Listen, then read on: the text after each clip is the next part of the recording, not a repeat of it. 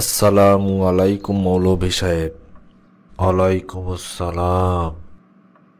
মৌলভী সাহেব, আমি যদি আল কিতাবের বা কোরআনের আয়াত দিয়ে জীবন পরিচালনা করতে চাই তাহলে কি সেটা সম্ভব? না, সম্ভব না। হাদিস দিয়ে আপনাকে চলতে হবে। তাহলে আল্লাহর বিধান কোরআনের চেয়ে বুখারীর হাদিস কি বেশি গুরুত্বপূর্ণ?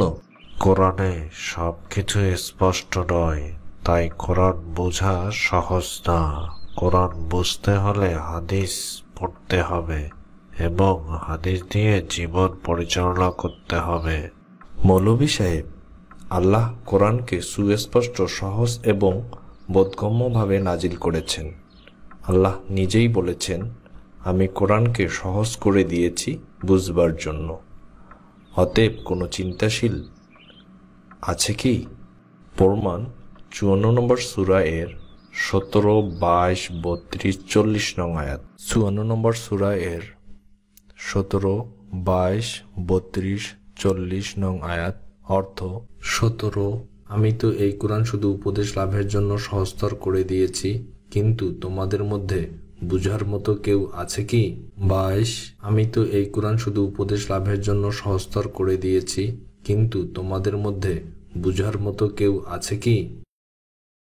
৩০, আমি তো এই কোরআন শুধু উপদেশ লাভের জন্য সহজতর করে দিয়েছি, কিন্তু তোমাদের মধ্যে বুঝার মতো কেউ আছে কি?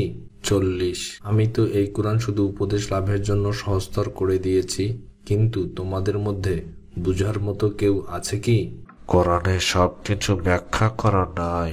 কোরআনে ব্যাখ্যা জানতে হলে বুখারীর হাদিস এবং আরব ইতিহাসের মুহাম্মদ সাহেবের হাদিস পড়তে হবে। মৌলভী সাহেব, এসব আপনি কি বলেন?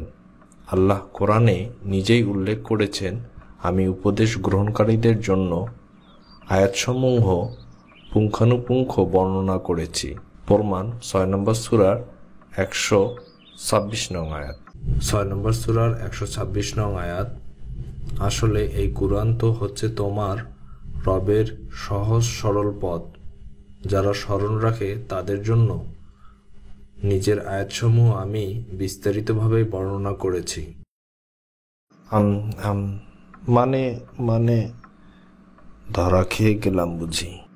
আল্লাহর চেয়েও বড় ব্যাখ্যাকারী কি আর কেউ আছে মৌলভী সাহেব?